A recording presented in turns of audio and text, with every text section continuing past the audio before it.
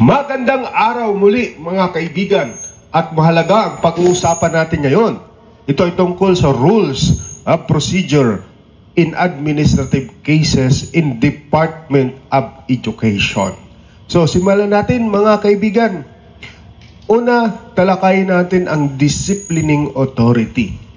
The secretary shall have original and exclusive jurisdiction for disciplinary action against officer at its central office and against presidential appointee.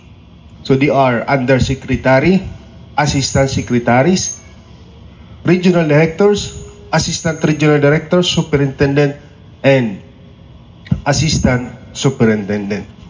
The regional director has disciplining authority over the teachers in their respective region, and the superintendent of the schools has the disciplining authority for administrative actions against non-teaching personnel in the respective schools division. So yan po ang pakakatandaan natin mga kaibigan, yung disciplining authority. Where shall we file complaint? Pag may complaint tayo against undersecretary, assistant secretary, regional director, assistant regional director, superintendent, assistant superintendent, it will be lodged in the office of the secretary at the central office. Now, pag may reklamo tayo sa teacher, saan natin ipa-file? Doon sa regional office, because the regional directors the disciplining authority in their respective regions. Then, pag may reklamo, complaint against non-teaching employees, yung ating mga administrative officer, ADAS 2 and ADAS 3, and other non-teaching employees, ang may jurisdiction dyan, ang schools division superintendent in their respective division.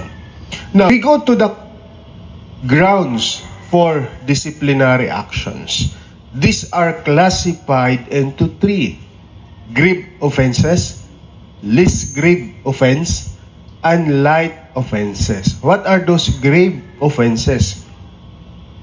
Grave offenses are those which may be punished with dismissal from service for the first offense, or a maximum of 1 year suspension for the first offense and dismissal from the service for the second offense.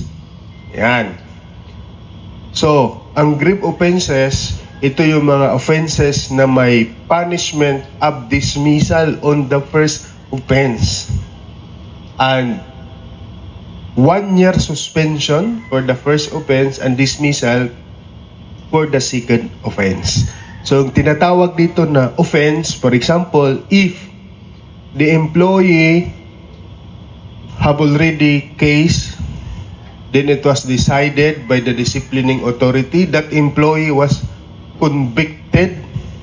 So, yun yung first offense. Pero hindi siya nadala, gumawa pa uli siya ng offenses. Then, kinasuhan ulit. Then, na-convict. So, kung sa unang kaso na na-convict siya, is suspension lang ang pinataw na penalty, ngayon, sa second offense, magiging dismissal na. Okay? So, yun yung ibig sabihin ng first offense at second offense. Hindi ibig sabihin, for example, dishonesty. She has been dishonest in the DTR. For example, for the month of January, naging dishonest. For the month of February, naging dishonest din siya. Hindi yan ibig sabihin na per act of dishonesty. Per case. Kung na-convict siya, kinasuhan, yun yung first offense. Next, what are least grave offenses? Least grave offenses are those punishable with 1 month and 1 day to 6 months of suspension for the first offense and dismissal for the second offense.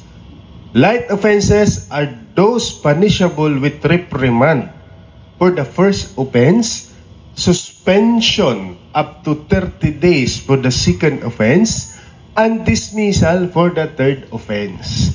So dito sa light, first offense mo, reprimand lang muna, but if you commit the same act in the future, you will suffer from suspension. And again, if you commit the same act in the future, you will already be dismissed from the service. So those are the classification of offenses.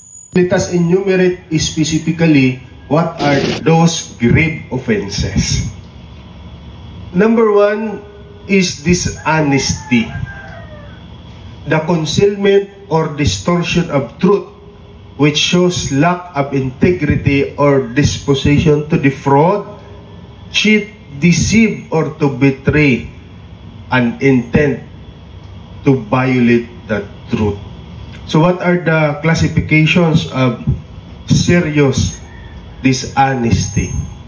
Serious dishonesty has caused damage and grave prejudice to the government, gravely abuse his authority in order to commit dishonest act.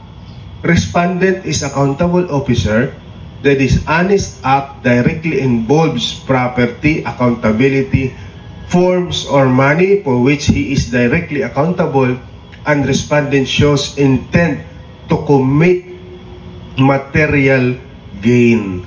Yan. So yun po yung dishonesty, serious dishonesty. Less serious dishonesty. This less serious dishonesty has caused damage and prejudice to the government, which is not so serious as to qualify under serious dishonesty. Respondent did not take advantage of his or her position in committing dishonest act. Then we have also simple dishonesty. The act did not cause damage or prejudice to the government. No direct relation to or does not involve duties and responsibilities of the respondent. Falsification of any document where the information falsified is not related to his or her employment, and dishonest act did not result in any gain or benefit to the offender. Okay, what else? Grave offenses. We have gross neglect of duty. That is want of care required by the circumstances. It is relative or comparative, not absolute term, and it is in its application depend upon situation of the parties and the degree of care and vigilance which circumstances reasonably impose. So sa gross neglect of duty, kapabayaan, hindi ka nag-perform ng iyong trabaho na supposed to be ay trabaho mo pero hindi mo ginawa. Yun, gross neglect of duty. Then you have grave misconduct. Being notoriously undesirable is also a grave offense. Conviction of a crime involving moral turpitude. Falsification of document. Physical or mental incapacity or disability due to immoral or vicious habits. Engaging directly or indirectly in a partisan political activities by one holding non-political office. Receiving gift, fee, or thing in the course of official duty in the hope or expectation of receiving a favor or better treatment that accorded to other person, or committing a violation of anti-graft laws. Then, contracting loans from person with whom the office of the employee has a business relation. Bribery is also a grave offense. Nepotism, disloyalty to the Republic of the Philippines and to the Filipino people. Oppression, this is the act of cruelty, severity, unlawful exactions, domination, or excessive use of authority. Disgraceful and immoral conduct, inefficiency, and incompetence in the performance of official duties. Frequent unauthorized absences or tardiness. Refusal to perform official duty. gross insubordination, conduct prejudicial to the best interest of the service, directly or indirectly having financial and material interest in any transaction requiring the approval of his office, owing, controlling, managing, or accepting employment as officer, employee, consultant, counsel, broker, agent, trustee, or nominee in any private enterprise regulated or supervised or licensed by his office unless expressly allowed by law. Disclosing or misusing classified information officially known to him by reason of his office, not made available to the public to further his private interest or prejudice public interest. Recommending any person to any position in a private enterprise which has a regular or pending official transaction with his office. So those are grave offenses. Now we go to the less grave offenses. These are simple neglect of duty, simple misconduct, violation of existing civil service law and rules of serious nature, insubordination, habitual drunkenness, unfair discrimination, rendering public service due to a party affiliation or preference, failure to file SALN. Yan. So it's a less grave, failure to file SALN. Number 8, failure to resign from his private position in the private business enterprise within 30 days from assumption of public office when conflict of interest arises. What are light offenses? These are discourtesy in the course of official duties, improper or unauthorized solicitation, contribution from subordinate or employee, by teacher or school officials from their children, violation of reasonable rules, office rules and regulation, frequent unauthorized tardiness, gambling prohibited by law, refusal to render overtime service, disgraceful, immoral, dishonest conduct prior to entering the service, borrowing money by superior officers from subordinates, lending money at usurious rate of interest, willful refusal, willful failure to pay just debt or taxes, lobbying for personal interest or gain in the legislative hall and offices without authority, promoting the sales of ticket in behalf of private enterprise that are not intended for charitable purposes, failure to act promptly on letters and requests within 15 days from receipt, and failure to process document and complete action on document and papers within a reasonable time from preparation thereof, failure to attend to anyone who wants to avail himself of the services of the office, engaging in private practice of his profession unless authorized by constitution, law, or regulation, pursuit of a private business vocation or profession without the permission required by the civil service and regulation. So what are the requirements for the complaint? The complaint must be under oath. Dapat subscribe and sworn to before an officer who is authorized to administer the oath or before a notary public. You have also to state the name and the address of the complainant and the respondent.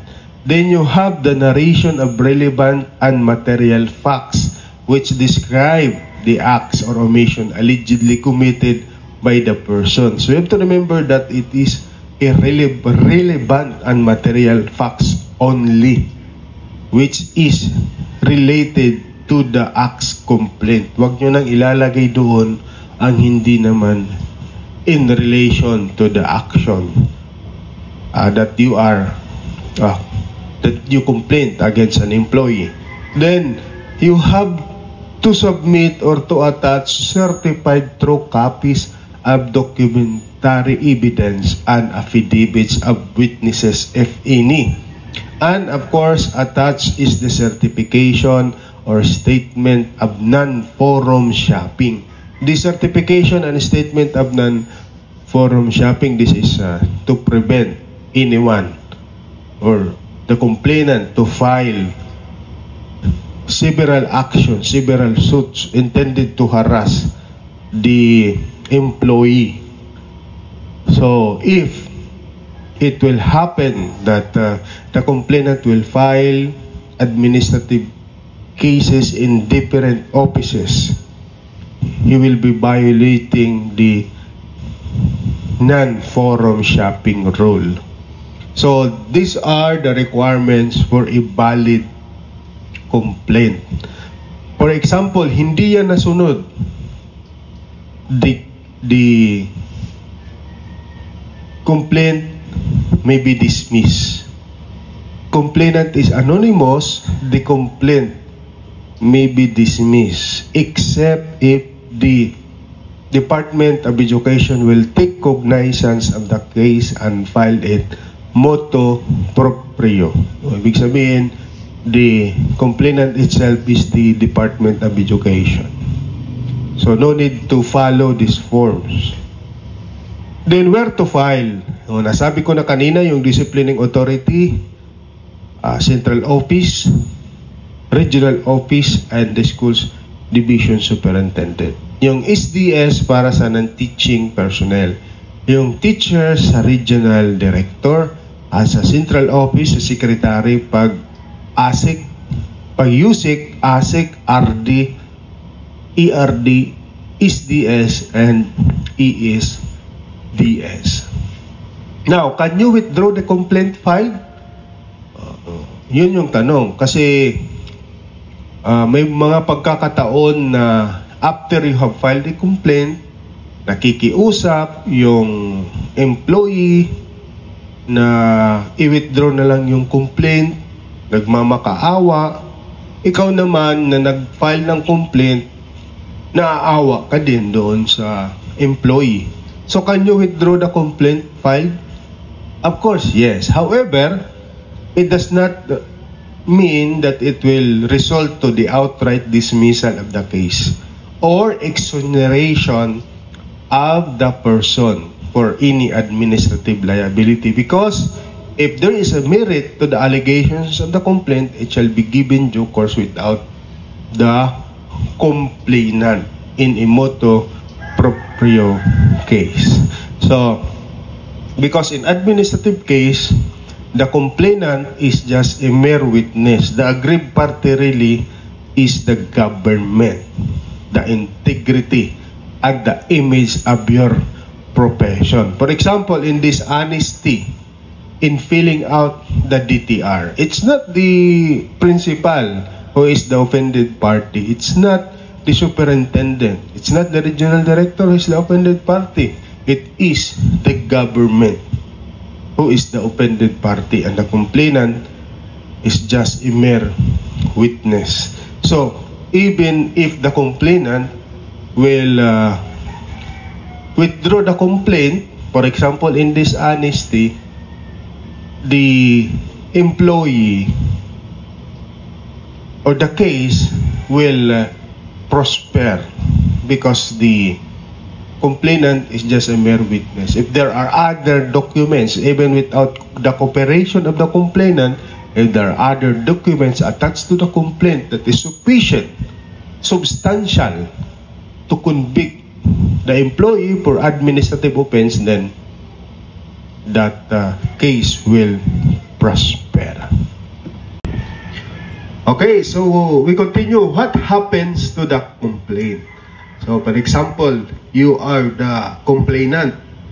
You file your complaint in writing to the disciplining authority, whether superintendent or in the regional office or in the central office. Then, the disciplining authority now will have the fact-finding investigation, that is stage 1. So, to determine whether there is a prima facie evidence whether there is a cause for the respondent to be formally charged. Prima facie means on its face, on the evaluation of the face of the complaint, there is attached affidavit, it is subscribed and sworn to, may mga attached document that is certified through copy, and there is a certification of non-forum shopping, and determined by the disciplining authority that there is a merit and substance to the case, then it will yield into stage 2, that is the formal charge. Pero doon sa fact-finding investigation pala, stage 1, the respondent, yun yung tawag natin sa kinasuhan, the respondent employee will be given a chance to submit his or her answer, because we are observing due process. At that stage, fact-finding investigation, the respondent will be given already the chance to file an answer. Then, the disciplining authority will determine whether there is really a merit to the complaint and there is a necessity to issue a formal charge. Next stage is the formal charge. So kung hindi pinaniwalaan ni disciplining authority yung answer, o nakita niya na there's really a need for a formal investigation to determine kung totoo nga ba o hindi ang reklamo, then the disciplining authority will issue a formal charge. Pag may formal charge ka, you have already a pending case. Yeah. So, whenever you will seek for clearance, ilalagay doon with pending case. But the formal charge will not affect your promotion and other benefits. Then, also, at this stage, you will be given the chance to answer. The respondent will be given a chance to answer. Then, if the answer is not sufficient, as determined by the disciplining authority, it will create a fact-finding committee. Ang tawag natin dyan, FIC. Then, the stage 3 will start, the formal investigation. With the constitution of the formal investigation committee, the formal investigation will start. And it will have the first hearing, which is called pre-hearing conference, stage 4. Sa pre-hearing conference, doon dinidetermine whether both parties are amenable for the submission of the case for resolution through a position paper.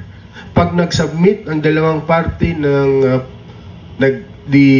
are amenable to position paper, then there will be no need for further hearings. But if both parties agreed to have a formal investigation, formal trial, then there will be several hearings. The presentation of complainant evidence first, and the witnesses' testimony, then the defendant's evidence, documents, and testimony also. So, medyo matagal pag formal hearing. Pero pag through position paper, documents na isasabit, attached the affidavit, then it will be submitted for resolution. Only one hearing, pre-hearing conference. Then, what will happen in the pre-hearing conference? Aside from agreement whether to submit the case for position paper, it will also, the facts for stipulation will also be determined, the issues to be tackled, and will be limited. The issues will be limited, and the number of witnesses to be presented. The documents, what are the documents to be presented and scheduled for subsequent hearing if it is a formal trial type investigation. But if it is a submission of position paper, they will agree as to the number of days that will be allotted for the submission of the position paper. Then, if both parties have already submitted the position paper after the formal trial type hearing was done, the FIC, Formal Investigation Committee, will submit to the disciplining authority a formal investigation report. So their recommendation is just a recommendation.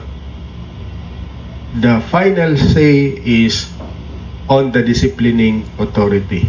So after the recommendation, after the formal investigation report, then here comes the decision of the disciplining authority.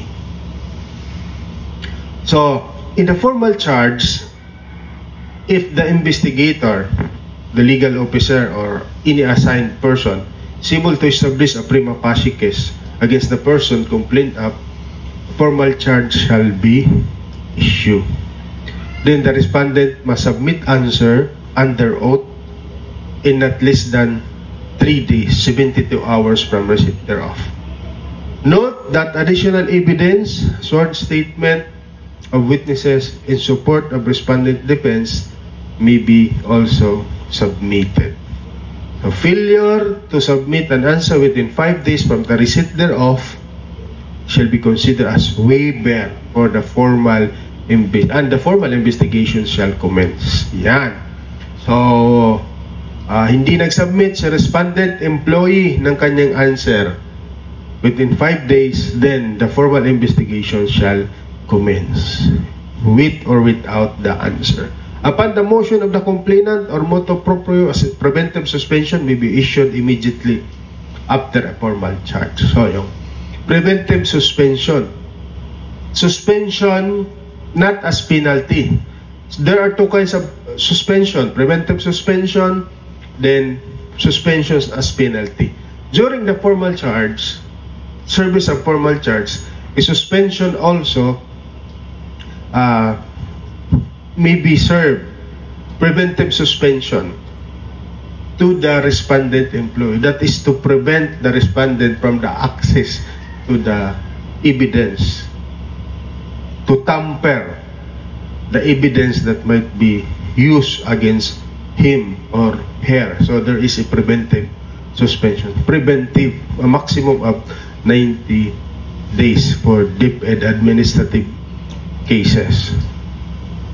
So this is not yet penalty. Iba yung suspension as penalty. Ito preventive suspension. That is done in order for the respondent not to tamper or to access the evidence that will be supposed to be used against him or her. During the formal investigation, as I have said, magkikreate ng formal investigation committee, yung disciplining authority. The first hearing will be pre-hearing conference, then the continuous hearing until terminated if they will not resort to submission of position paper. Then the committee, formal investigation committee, will submit a report under recommendation. Then the disciplining authority will have the decision. So the pendency of the case shall not disqualify the respondent from promotion or claiming maternity or paternity benefits. So even if there is a formal charge, it will not disqualify the respondent employee for promotion.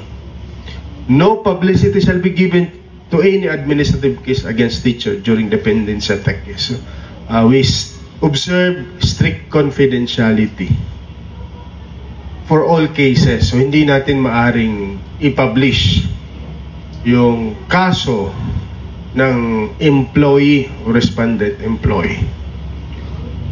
Now we go to the decision of disciplining authority. The disciplining authority shall render his or her decision within 30 days from the receipt of the report of investigation. If the decision of the RD impose a penalty of removal, it shall be subject to the confirmation, modification, disapproval of the Secretary of Education.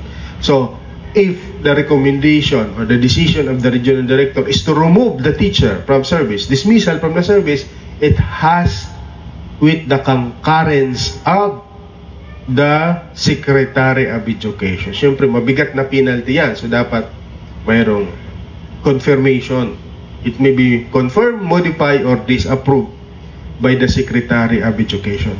So, also note that even if the suspension exceeds 30 days or fine exceeding a month's salary, failure to file a motion for reconsideration or appeal within the required 15 days shall make the decision final.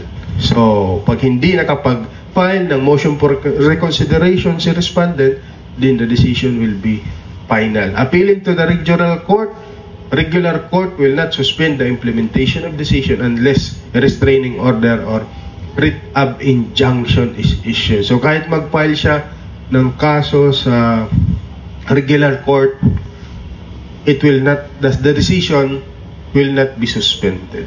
It will be implemented unless there is a restraining order coming from the court. Okay, we go to motion for reconsideration.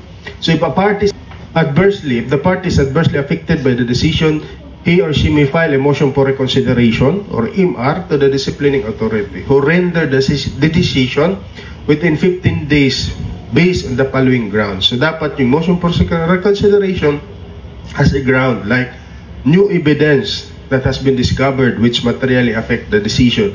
The decision is not supported by evidence on record. Errors of law or irregularities have been committed prejudicial to the interest of the movant. And you have to remember that only one motion for reconsideration is allowed. So pag na-deny yung motion for reconsideration, you can appeal to the higher office. And filing a motion for reconsideration will not prevent the execution of the decision. We go to appeal. The decision of the regional director imposing a penalty of exceeding 30 days suspension or fine exceeding the amount of 30 days salary may be appealed to the Secretary of Education within 15 days from receipt thereof. So, after the denial of motion for reconsideration, the employer respondent may appeal. From the Secretary of Education, the same may be finally appealed to the Civil Service Commission. So pag na-deny ng Secretary of Education, you can appeal to the Civil Service Commission. Then, if na-deny pa rin sa Civil Service Commission, you can file your petition for review to the Court of Appeals under Rule 43 of the Rules of Court. Okay, we have the extenuating, mitigating, and alternative circumstances. In determining the penalty, the following circumstance shall be considered attendant to the commission of the offense: physical fitness, good faith, taking undue advantage of official position, taking undue advantage of the subordinate, undue disclosure of confidential information, use of government property in the commission of the offense, habituality, committed during office hours and within the premises of the office, use of fraudulent means to commit or conceal the offense, length of service, education, other analogous circumstances. So these circumstances may increase or may decrease the penalty based on the appreciated facts. So note on the penalties: if there are two penalties or guilty of two or more charges, the penalty to be imposed should be that of the most serious charge, and the rest are considered aggravating circumstances. So pag several offenses, na-convict siya, the penalty will be on the most serious charge. Pag there is dismissal and there is a suspension, so dismissal ang isi-serve. O kaya mayroong suspension for 1 month, for 1 year, then 1 year yung isi-serve. And other penalty will be just additional, aggravating circumstance. So dismissal is permanent separation from the service, or also you have the transfer. Failure to seek transfer to another office within 90 days considered as resigned may include a condition that prevents a person from holding a position involving property, money, responsibility. What is demotion? Reduction of rank or salary or both.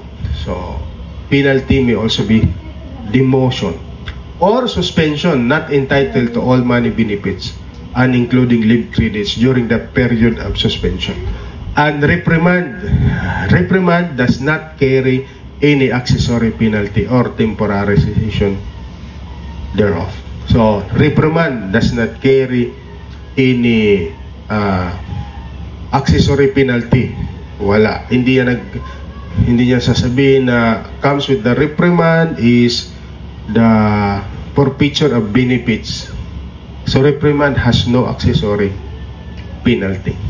For preventive suspension is not a penalty, nasabi ko na kanina, and shall not be considered a gap in the continuity of service if later on was proven innocent.